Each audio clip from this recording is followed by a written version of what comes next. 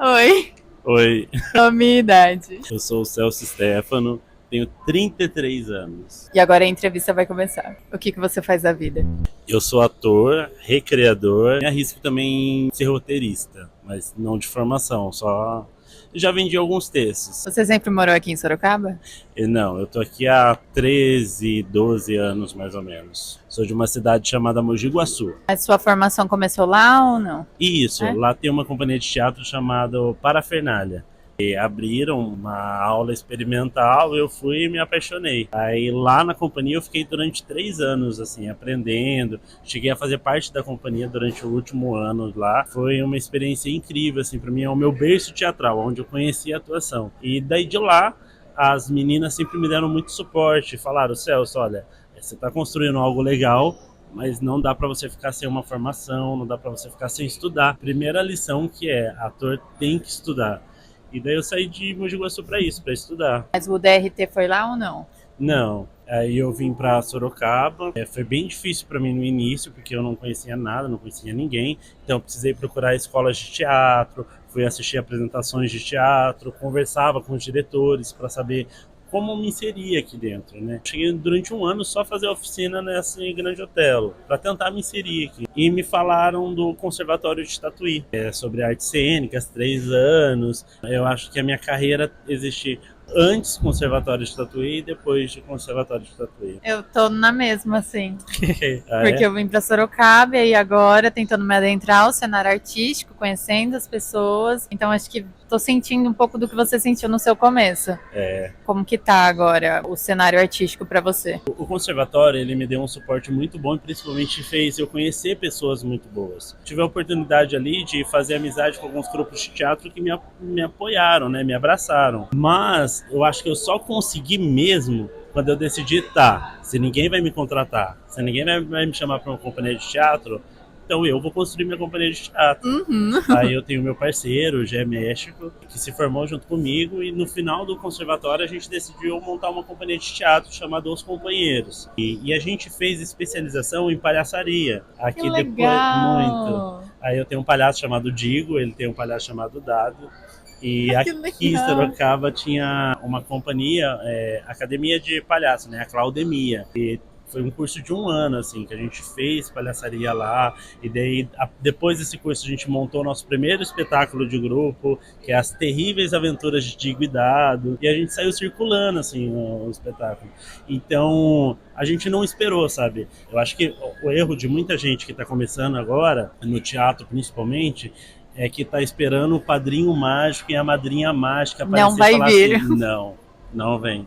Venha para minha companhia, você vai entrar nesse espetáculo tal e vai se consolidar. E não é assim que funciona. Uhum. Tipo, você é seu próprio padrinho, você é sua própria madrinha. E mesmo assim, tipo, conseguimos muito. Esse grupo tá até hoje. A gente acabou de estrear um espetáculo, Sonhos, Quintais, Coisas Importantes, ficou em Legal. cartaz por meio de leis de incentivo. A companhia ainda continua com esse espetáculo. Eu já estou mais voltado para o audiovisual, mas a companhia também faz produção para o audiovisual.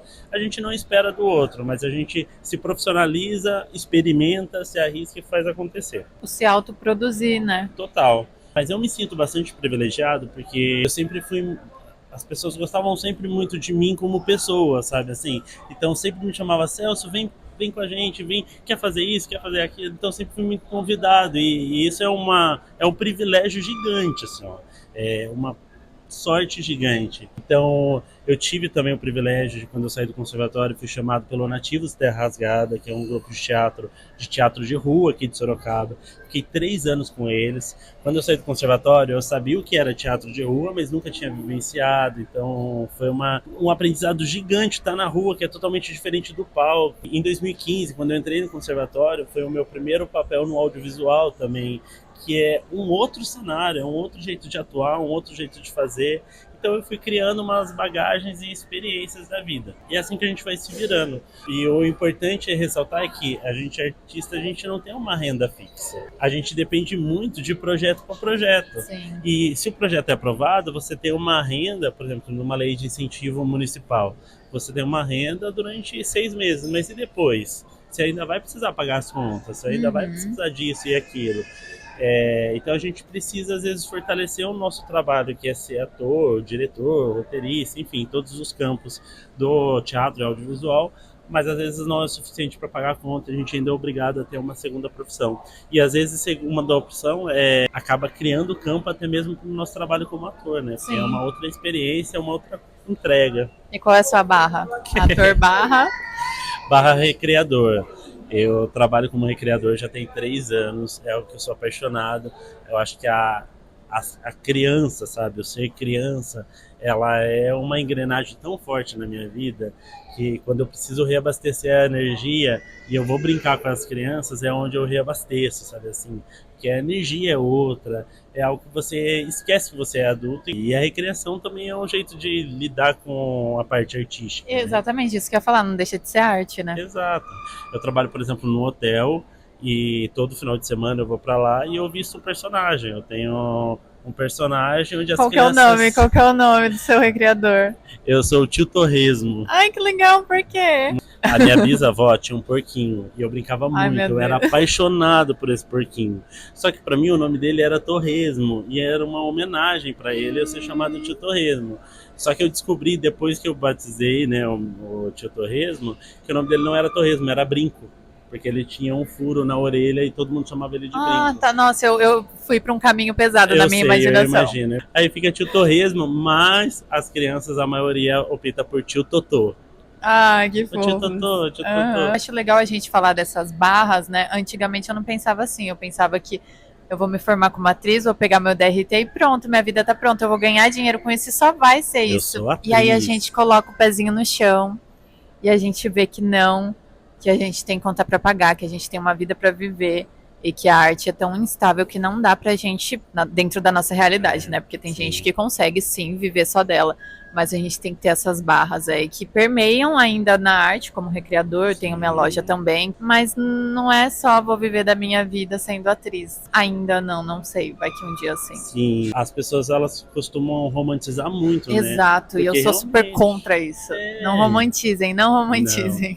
Porque realmente é muito bonito, assim, ver uma tela de cinema, um ator fazendo um filme, série, novela, um espetáculo de teatro que tem um patrocínio bom, por exemplo. Aí você vê aquela mega produção, é encantador, enche os olhos. Então, bastante pessoas que não estão na área, olha tudo aquilo e só vê o glamour. E na verdade não é sempre glamour assim. Não. E cada trabalho que a gente faz, seja para postar um vídeo no Instagram, que às vezes é uma parceria que a gente faz, não é só pegar o texto e ir lá. Não é. A gente pensa, a gente estuda. Por exemplo, se alguém vai contratar a gente tem que ver o perfil da loja, a gente tem que fazer o melhor para aquela empresa poder sentir confiança no nosso trabalho e a gente poder ser contratado de novo e fazer uma outra renda. Então, há uma dedicação tão grande da nossa parte, que a gente se dedica tanto por um trabalho, que eu queria muito que as pessoas vissem o antes. Porque eles só vêm lá postado, lá realizado. E se tiver postado, porque se você não mostra, acham que você não tá fazendo nada. Exato. E a gente tem que dar conta de tudo, assim, tem que dar conta. E às vezes a gente pega um trabalho onde vai do dia e à tarde, e à noite você fez um trabalho puxado, mas ainda você tem que ir lá para sua outra renda fixa que você não pode abandonar. É um dando suporte pro outro ali. E outra coisa que você falou também, nessa questão da gente sempre estar estudando e se atualizando, mas não sei se você tem esse olhar, mas eu já vi pessoas olharem diferente por a gente continuar estudando. Sim. Como se, mas você já não está formado, então não vou te dar tanta credibilidade se você está continuando. Gente, não parem de estudar, mesmo se você já tem uma formação, se você tem... O mercado atualiza a todo momento, e o quanto isso é rico a gente se atualizar também, né? Exato. Eu vi uma entrevista, inclusive, esses dias, porque eu busco muito, assim, me atualizar, porque, por exemplo, o audiovisual de 5 anos atrás é totalmente diferente do audiovisual que a gente tem hoje. E que bom! Muito! Então acaba tendo uma evolução, então eu tento me atualizar. Tem bastante coisa que funcionava 10 anos atrás que não funciona hoje, que hoje inclusive é errado, né? A forma de trabalhar, a gente vem cada dia mais lutando pelos nossos direitos, né? de atuação ali, então a gente tem sempre que se reinventar. E eu vi uma entrevista justamente de uma pessoa falando assim, eu não contrato ator que ainda está estudando, porque ele é estudante ou ele é profissional? Sempre tem um mais, né? Engraçadíssimo. Só que eles esquecem que o ator e a atriz, ela não é... A gente não tem um patamar de sossego, de descanso. A gente se reinventa cada dia. Sim. Toda hora, a gente é a base de pesquisa. Por exemplo, assim, eu não vou fazer um personagem que eu tô confortável de fazer porque sou eu mesmo. Não, eu sempre quero desafio. Tem uma pesquisa tão profunda ali que você vai sim precisar estudar e vai precisar treinar. E outra coisa que eu já ouvi muitos atores falando, e eu acredito também, é no treinamento. Por exemplo, se você ficar 6 meses sem atuar, e daí de repente você vai pra frente da câmera, você vai se sentir um pouquinho travado ali. É lógico, você não deixa, você não desaprende a atuar, Uhum. mas você fica meio travado ali. Mas se você está em constante treinamento, quando você vai gravar um outro vídeo com outro trabalho, é nítido que você está mais solto, você está mais ali Sim, presente, postura. Então, eu acho que estudar nunca é demais. E é sim. uma coisa que ninguém tira da gente, é o conhecimento. Pode Uhum. tirar tudo, conhecimento não. Sim. Acho que é tudo isso. É, tudo isso. Obrigada. Obrigado eu.